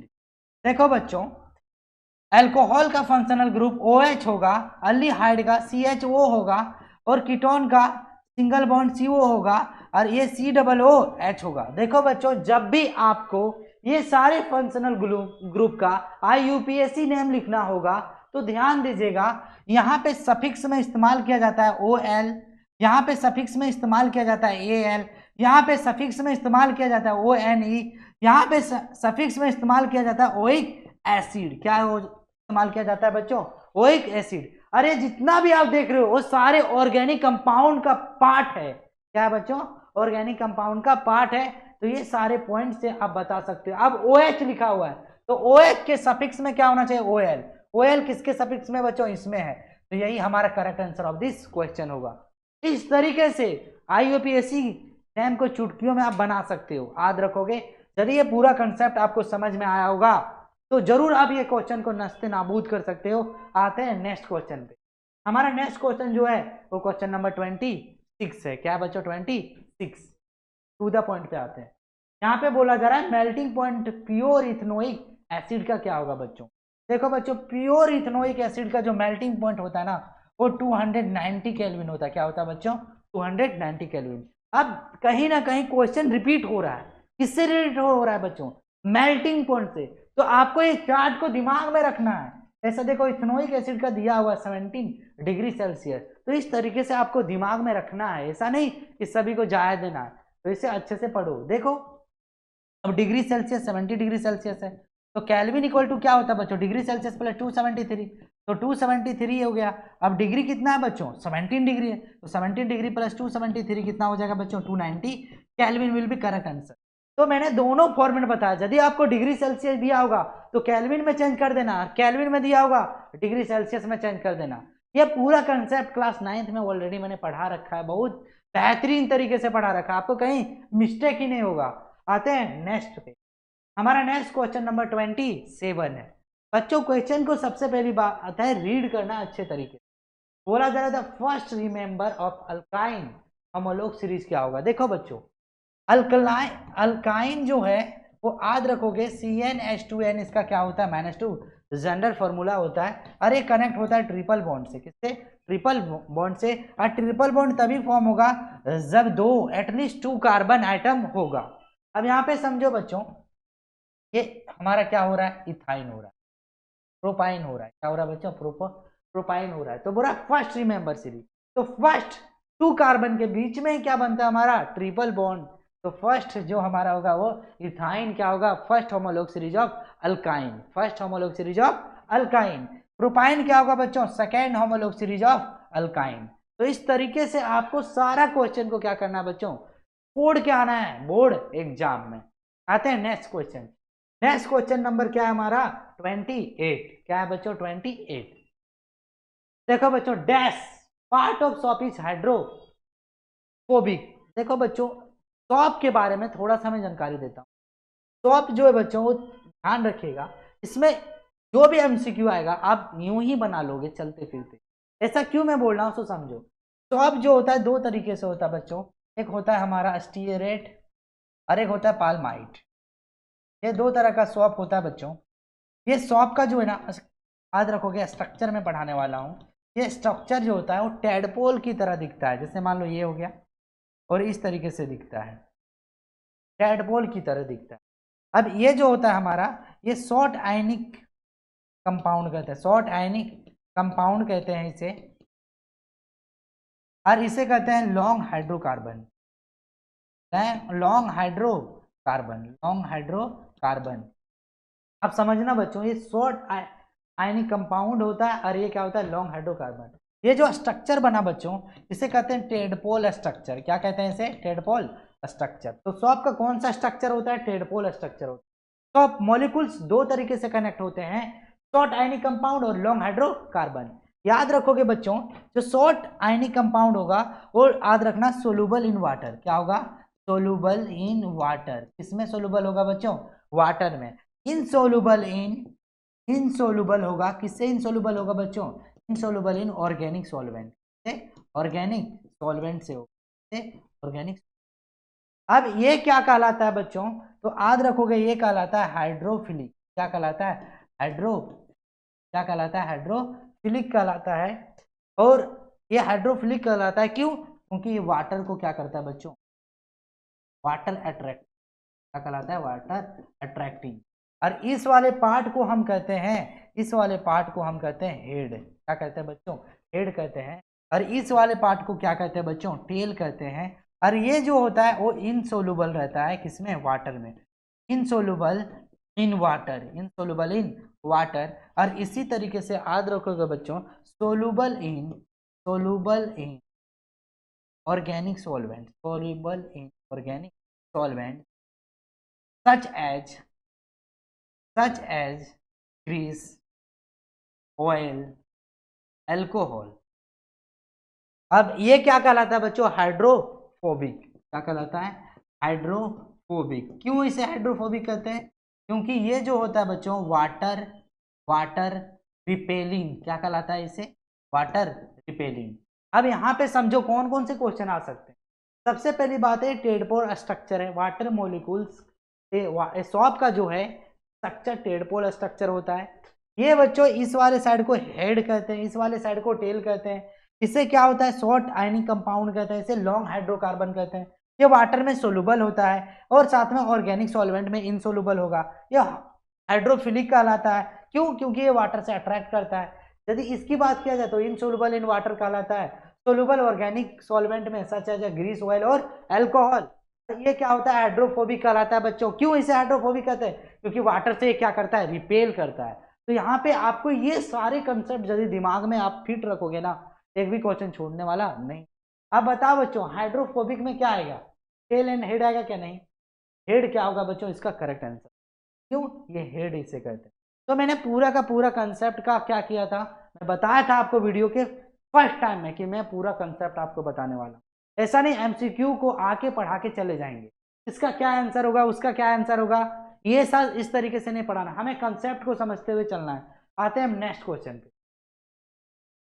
हमारा जो नेक्स्ट क्वेश्चन है, क्वेश्चन नंबर क्या है बच्चों, 29 क्वेश्चन नंबर में क्या बोला जा रहा है, बोला कि copper metal surface react with air and basic there is dash form. बच्चों देखो कॉपर क्या होता है, ऑक्सीजन से रिएक्ट करता है और क्या फॉर्म होता है बच्चों, कॉपर ऑक्साइड। बाद में कॉपर ऑक्साइड क्या होता है, कार्बन डाइऑक्साइड में रिएक्ट करता है और कॉपर कार्बोनेट बनता है और साथ में कॉपर हाइड्रोक्साइड होता है।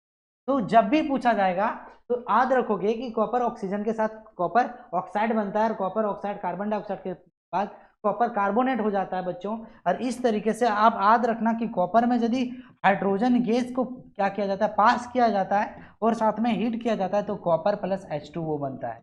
तो यहाँ पे आप समझो कि बोला जा रहा है copper metal surface with air that mean atmosphere, basic layer is, क्या कौन सा बेसिक लेयर फॉर्म होगा बच्चों, तो कॉपर ऑक्साइड तो बेसिक लेयर नहीं फॉर्म होगा क्योंकि ब्लैक होता है। तो यहाँ पे जो होगा वो कॉपर कार्बोनेट बन रहा है, क्या बन रहा है, कॉपर कार्बोनेट बन रहा है। तो ये हमारा करेक्ट आंसर होगा क्वेश्चन। इस तरीके से आपको सभी चीजों को समझते हुए चलना है और ये आपको मैं ऑलरेडी आपको बता दिया। अब क्वेश्चन नंबर क्या पढ़ेंगे बच्चों, क्वेश्चन नंबर 30। क्वेश्चन नंबर 30 में क्या है, क्या thin coating of zinc is applied on the surface of iron and this method is called, क्या कहलाएगा बच्चों। याद रखोगे जो ये थीन कोटिंग ऑफ जिंक जो है ना अप्लाई किया जाता है सरफेस ऑफ आयरन में, उस प्रोसेस का नाम है गैल्वेनाइजेशन। क्या कहते हैं बच्चों, गैल्वेनाइजेशन कहते हैं। और ये हमारा क्या होगा, करेक्ट आंसर होगा। आपसे पूछा जाएगा बच्चों गैल्वेनाइजेशन, तो आपको पता चल गया कि गैल्वेनाइजेशन होता क्या है। यहाँ पे जिंक मेटल को कोटेड किया जाता है आयरन के सरफेस पे। इसी तरीके से तुम्हें पूछा जाएगा इलेक्ट्रोलाइटिक क्या पूछा जाएगा बच्चों, इलेक्ट्रोप्लेटिंग पूछा जाएगा, इलेक्ट्रोलाइटिक नहीं, इलेक्ट्रोप्लेटिंग पूछा जाएगा। तो याद रखोगे बच्चों यहाँ पे क्या किया जाता है, टीन का क्या किया जाता है बच्चों, टीन का प्लेटिंग किया जाता है प्रोसेस से, इलेक्ट्रोप्लेटिंग के माध्यम से। यदि बात किया जाए, आपसे पूछा जाएगा एलॉय से, तो यहाँ पे मेटल और मेटल को क्या किया जाता है, मिक्स किया जाता है। मेटल और मेटल को क्या किया जाता है बच्चों, मिक्स किया जाता है। तो ये सारे मेन जो टर्मोलॉजी हो उसे भी अच्छे तरीके से आप पढ़ते हुए चलो। नेक्स्ट क्वेश्चन नंबर 31 नंबर क्वेश्चन में क्या है बच्चों, आपको बताना है ट्रू और फॉल्स। क्या बताना रहेगा, ट्रू और फॉल्स। और ionic compound are insoluble in water, soluble in petrol. देखो बच्चों आयनिक कंपाउंड के बारे में आपको समझना है होता क्या है। बहुत क्वेश्चन यहाँ से लगातार आपके बोर्ड एग्जाम में पूछा जा चुका है आयनिक कंपाउंड के बारे में। देखो बच्चों आयनिक कंपाउंड जो होगा इसमें याद रखोगे बच्चों मेटल प्लस नॉन मेटल मिलके बना होगा। जो भी आयनिक कंपाउंड होगा वो कहीं ना कहीं मेटल और नॉन मेटल मिलकर बना होगा, तभी इसे हम कह सकते हैं आयनिक कंपाउंड। सर क्यों इसे बोल सकते हैं कि मेटल और नॉन मेटल मिलकर बना होगा? क्योंकि देखो बच्चों, सोडियम क्लोरीन है, क्या है? सोडियम और क्लोरीन है। इसके पास आउटर मोस्ट इलेक्ट्रॉन जो है, वैलेंस इलेक्ट्रॉन 1 है, और इसके पास टोटल कितना है बच्चों? इसके पास टोटल 7 है। अब दोनों क्या करेगा बच्चों? स्टेबल होना चाहता है इनर्ट गैस के अकॉर्डिंग। तो ये स्टेबल के लिए इलेक्ट्रॉन को क्या करना पड़ेगा? ट्रांसफर करना पड़ेगा। तो इलेक्ट्रॉन को ट्रांसफर करेगा। तो जब भी इलेक्ट्रॉन को ट्रांसफर किया जाता है ना, मेटल और नॉन मेटल, क्यों? मेटल के पास एक्स्ट्रा इलेक्ट्रॉन होता है और नॉन मेटल के पास कम इलेक्ट्रॉन होता है। इसे गेन करने की जरूरत है और इसे लॉस करने की जरूरत है। तो लॉस और गेन कहां होगा बच्चों? तो लॉस और गेन कहीं ना कहीं मेटल और नॉन मेटल के बीच होगा। तो जहां लॉस और गेन होगा उस प्रोसेस का नाम कहते हैं ट्रांसफर। ट्रांसफर यदि दो एलिमेंट के बीच हो रहा है तो इसी को कहते हैं आयनिक कंपाउंड। क्या कहते हैं बच्चों? Ionic compound. तो आयनिक कंपाउंड में दोनों आयन्स प्रेजेंट रहेंगे। क्यों? लॉस करेगा तो सोडियम प्लस बन जाएगा और गेन करेगा तो क्लोरीन माइनस बन जाएगा। अब दोनों क्या हो गया बच्चों? एक फॉर्म बन गया जिसका नाम है सॉल्ट। क्या है बच्चों? सॉल्ट। अब सॉल्ट बन गया और सॉल्ट क्या है हमारा? NaCl। और इसे प्यार से कॉमन नेम कहते हैं रॉक सॉल्ट। क्या कहते हैं बच्चों? इसे रॉक सॉल्ट। अब बताओ, सॉल्ट क्या वाटर में डिजोल्व होता है क्या? ऑब्वियसली वो होता है। सोचने वाली बात ही नहीं, कोई संदेह नहीं है, कोई डाउट नहीं है, संकोच नहीं है। क्यों संकोच करोगे? जब आपको पता है बच्चों कि वाटर में सॉल्ट को ऐड करेंगे तो सोलूबल होगा। तो यहां पे बोला जा रहा है कि ionic compound in soluble in water. गलत, सोलूबल इन वाटर होगा। देख लो यहाँ पे पूरा कंसेप्ट मैंने आपको यहाँ पे बताया। देखो यहाँ पे समझो, उसके बाद टिक लगाओ। क्या सोलूबल इन पेट्रोल होगा? पेट्रोल में कैसे सोलूबल होगा? ये हमारा क्या हो जाएगा बच्चों? फॉल्ट। क्या हो जाएगा? फॉल्ट। यही मैं बोल रहा हूं कि क्या है, हमको हवाबाजी का काम नहीं करना है, अंधेरे में तीर नहीं चलाना है। आपको जानबूझकर तीर नहीं, कहां पे निशाना लगाना है जहां से हमारा मार्क्स आ सकता है। अंधेरे में तीर लगाओगे फिर गया काम से तुम्हारा एक मार्क्स। आते हैं नेक्स्ट क्वेश्चन पे। हमारा नेक्स्ट क्वेश्चन जो है वो क्वेश्चन नंबर 32 है। क्या है बच्चों? क्वेश्चन नंबर 32 है। देखो यहां भी एक एक क्वेश्चन को मैंने क्या किया है, इस तरीके से क्वेश्चन मैं लाया हूं जहां से आपको कंसेप्ट बता सकूं, जहां से आपको क्वेश्चन पूछा जाएगा तो एक भी क्वेश्चन आपसे नहीं पूछने वाला है। कैसे? अब यहाँ पे pH 4 दिया हुआ है, इंडिकेट बेसिक नेचर। क्या pH 4 बेसिक नेचर को इंडिकेट करता है? इसके लिए मैं आपको बता रहा हूं कि ये जो है बच्चों एक स्केल है जिसका नाम है pH स्केल। क्या है नाम? pH scale. pH स्केल का जो याद रखोगे बच्चों इन्वेंट किया है उन साइंटिस्ट का नाम है सोरेनसन। क्या नाम है बच्चों? सोरेनसन है। ये कब किया गया था बच्चों? तो 1909 को क्या किया था? सोरेनसन एक साइंटिस्ट थे बच्चों, फॉरेनर साइंटिस्ट थे, उनके द्वारा बताया गया कि आप क्या कर सकते हो, एसिड बेस को आप इजी वे से समझ सकते हो pH स्केल के थ्रू। इन्होंने इस स्केल में जो डेटा रखा गया वो 0 से बोला कि 0 से कहां तक? 14 तक क्या करेगा बच्चों? लाइज करेगा। 0 से कहां तक लाइज करेगा? 14 तक। अब ये हमारा क्या कहलाता है? pH स्केल कहलाता है। अब बीच में जो रहेगा बच्चों वो याद रखोगे न्यूट्रल। अब जो डेटा यानी जिस pH वैल्यू 0 और 7 के बीच में लाइज करेगा उसे हम क्या कहते हैं बच्चों? एसिड कहते हैं। क्या कहते हैं? एसिड। और जो pH वैल्यू लाइज करेगा बच्चों 7 और किसके बीच में? याद रखोगे 14 के बीच में, उसे हम बेस कहते हैं। क्या कहते हैं बच्चों? क्या कहते हैं इसे? बेस। अब एसिड जो भी होता है वो 2 टाइप्स के होते हैं। कौन कौन से? तो याद रखोगे 2 टाइप्स के एसिड होते हैं। एक होता है हमारा वीक एसिड और एक होता है हमारा स्ट्रॉन्ग एसिड। क्या होता है बच्चों? Strong acid. अब यहां भी क्या होता है? 2 तरह का एसिड होता है। एक का नाम है बच्चों वीक बेस और एक का नाम है स्ट्रॉन्ग बेस। क्या नाम है? Strong base. आप पूरा कंसेप्ट समझे बिना आप सोचोगे कि क्वेश्चन को आंसर टिक लगा के आ दें, ये गलत बात है।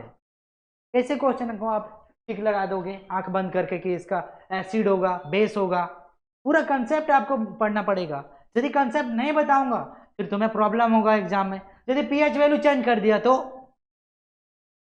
इसीलिए मैं बोला पहले कंसेप्ट को समझो and try to all the concept related to pH scale, then you have try to solve it, otherwise you may be mistake. तो यही मैं समझाना चाह रहा हूं कि आप बिना जाने हुए आप सोचोगे कि क्वेश्चन सॉल्व करेंगे तो फिर गलत होगा ना भाई। अब इतना मेहनत लग रहा है कंसेप्ट बताने का और एक बंदा आके टिक लगा के चला जाएगा, पता नहीं उसे भी कि सही है या गलत क्या है। आते टू द पॉइंट पे, 0 और 4 के बीच यदि होगा बच्चों तो याद रखोगे ये क्या कहलाता है, स्ट्रॉन्ग बेस। क्या कहलाता है, स्ट्रॉन्ग एसिड, सॉरी क्या कहलाता है, स्ट्रॉन्ग एसिड। इसके बाद ये जो वैल्यू होगा उसे कहेंगे वीक एसिड। क्या कहेंगे, वीक एसिड। अब एक कंसेप्ट आया कि जितना कम होगा पीएच वैल्यू उतना एसिड कंसंट्रेटेड होगा, बहुत ज्यादा पावरफुल होगा। यानी पीएच वैल्यू जितना कम होगा उतना खतरनाक एसिड होगा, उतना स्ट्रॉन्ग एसिड होगा। नेक्स्ट देखो बच्चों, पीएच वैल्यू ज्यादा होगा तो एसिड का जो कैपेसिटी है बच्चों वो कम होगा।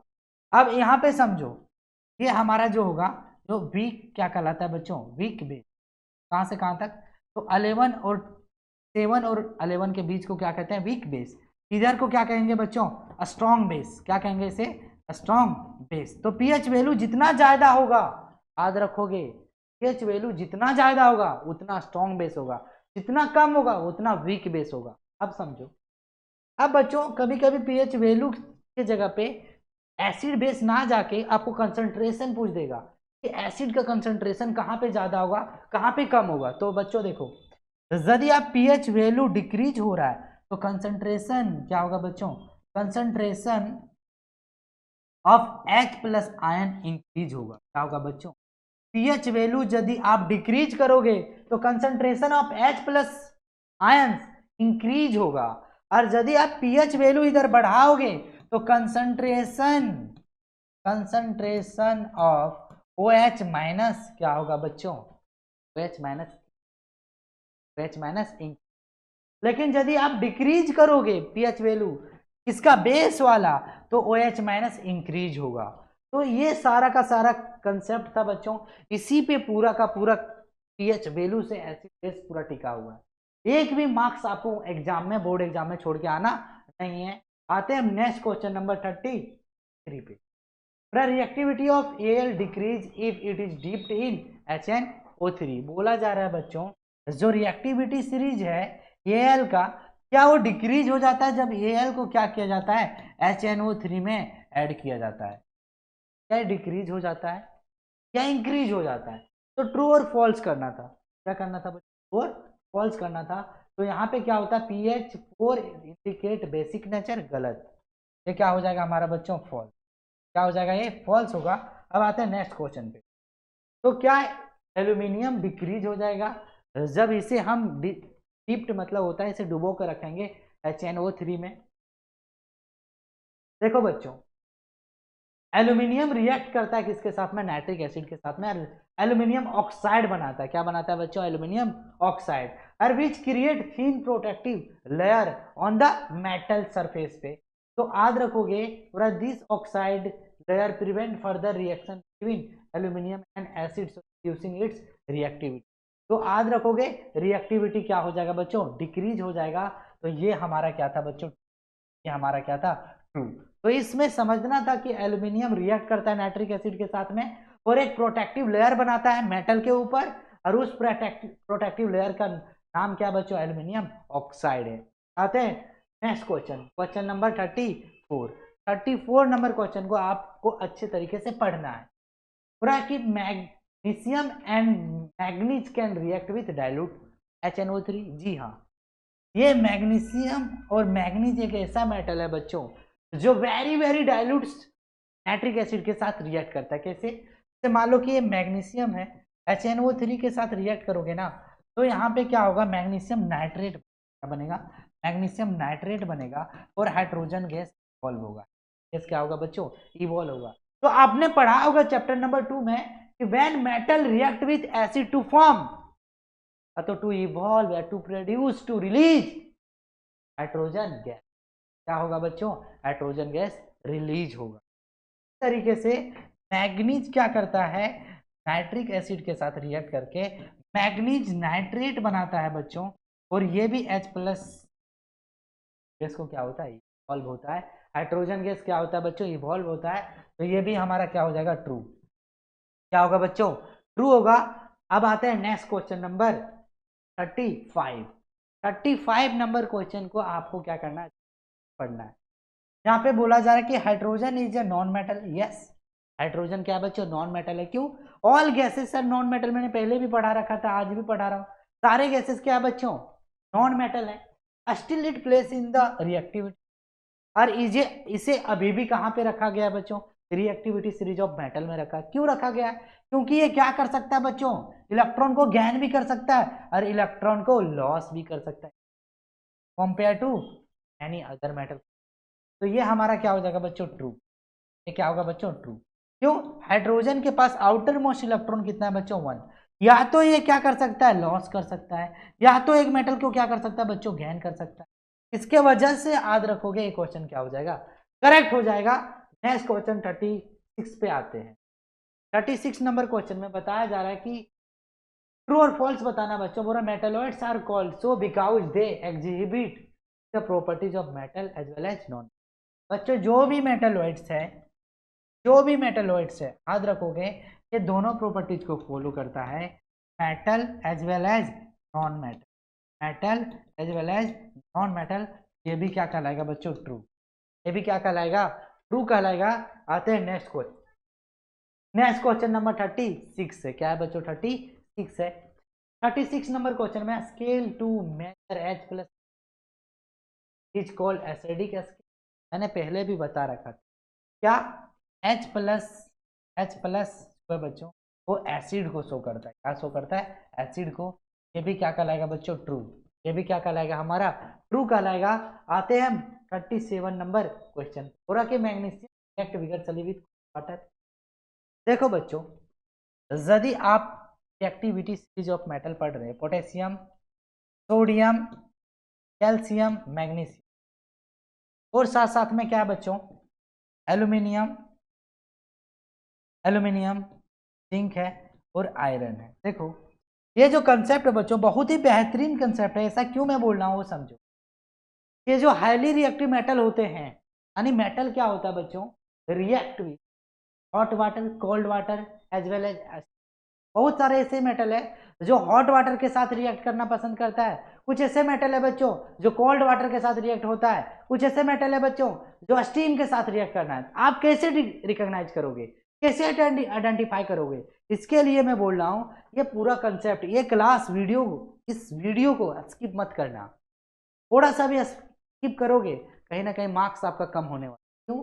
तो देखो बच्चों ये इतने मेटल जो होते हैं वो कोल्ड वाटर के साथ, हॉट वाटर के साथ और स्टीम के साथ रिएक्ट होता है। कहाँ कहाँ पे किस सिचुएशन में कौन कैसे रिएक्ट करता है वो पूरा का पूरा कहानी आपको मैं बताने वाला हूँ। साइंस जैसा नहीं रह पाएगा, कहानी बना के आपको बताता हूँ।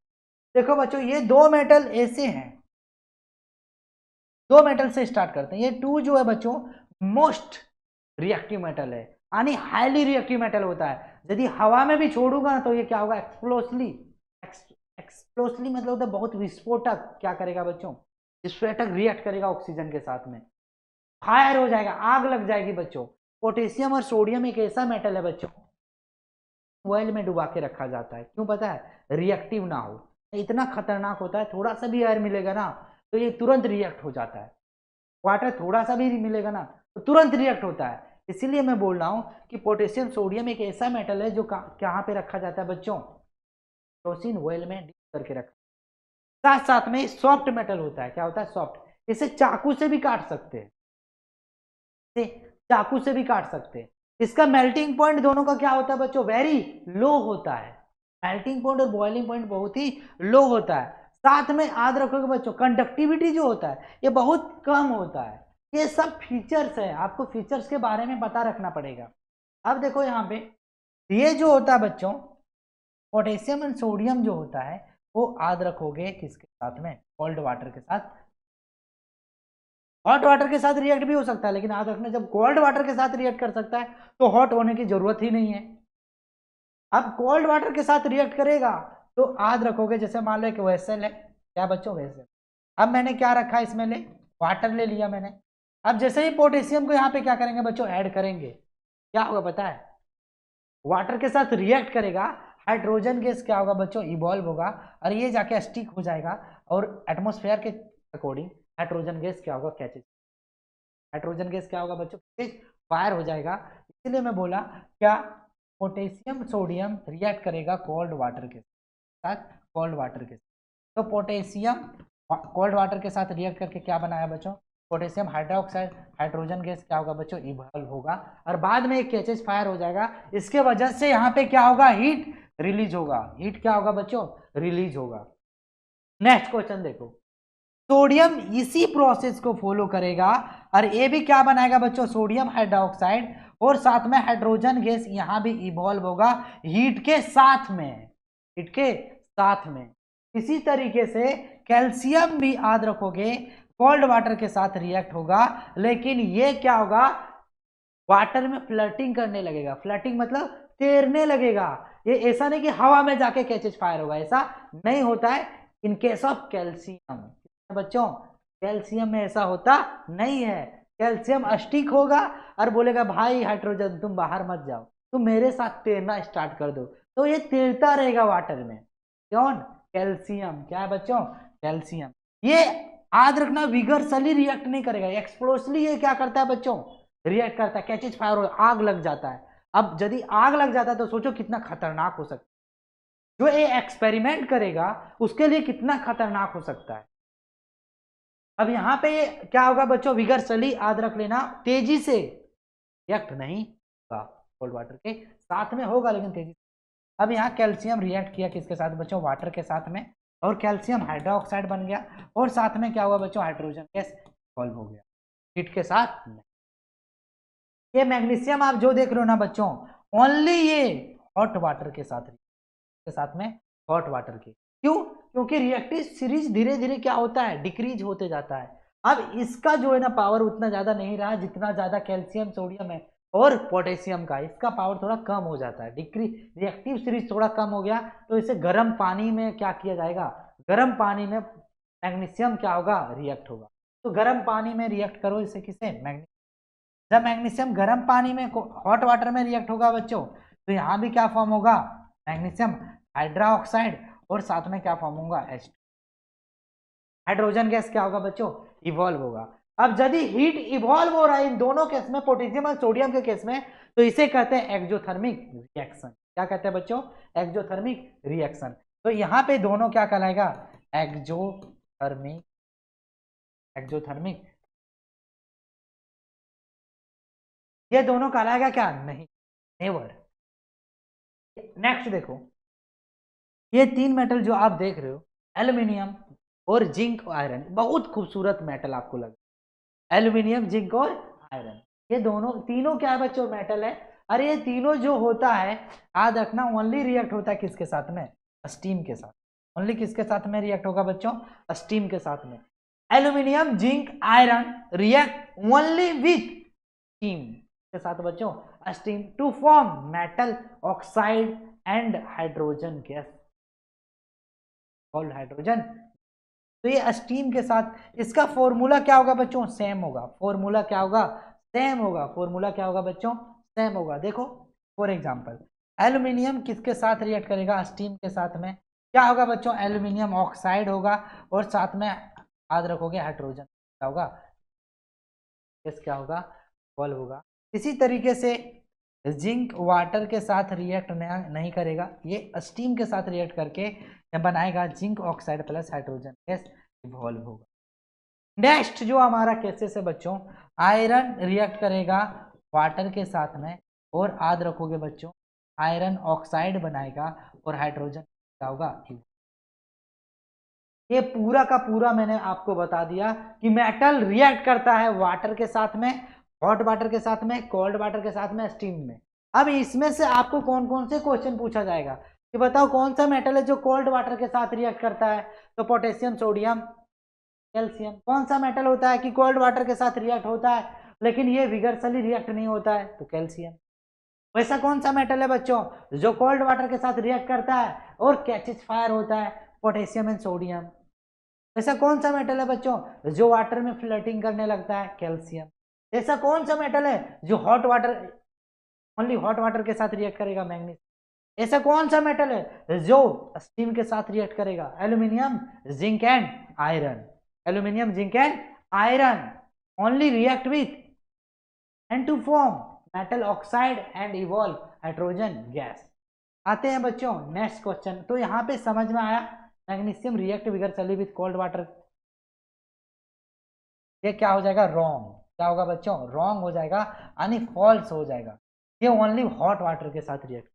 अब इतना कंसेप्ट यदि तुमको नहीं पता है तो गलत करके आओगे ना, क्योंकि सारा क्वेश्चन कंसेप्ट बेसिस हो। और यदि आपको कंसेप्ट ही नहीं ऑप्शन लगा लगा के थक गए हो कैसे होगा भाई। नेक्स्ट क्वेश्चन पे आते हैं, क्वेश्चन नंबर 38। क्वेश्चन नंबर क्या बच्चों 38।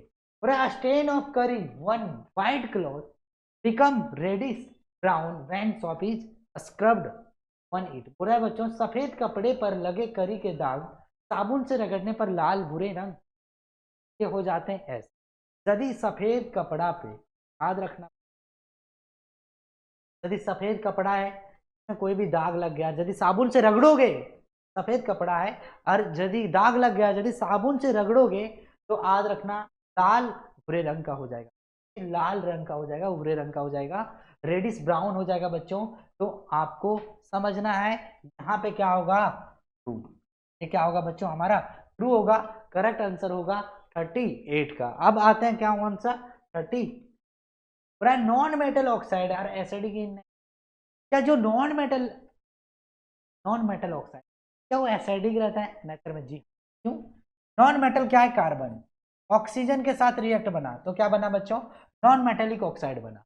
नॉन मेटल क्या बच्चों नाइट्रोजन, नॉन मेटल कौन सा है नाइट्रोजन, ऑक्सीजन के साथ रिएक्ट करेगा क्या बनेगा nitrogen dioxide. Carbon non metal oxygen के साथ carbon dioxide, nitrogen non metal oxygen के साथ रिएक्ट करके क्या बना nitrogen dioxide. Sulphur non metal oxygen के साथ रिएक्ट करके सल्फर क्या बना बच्चों सल्फर डाइऑक्साइड।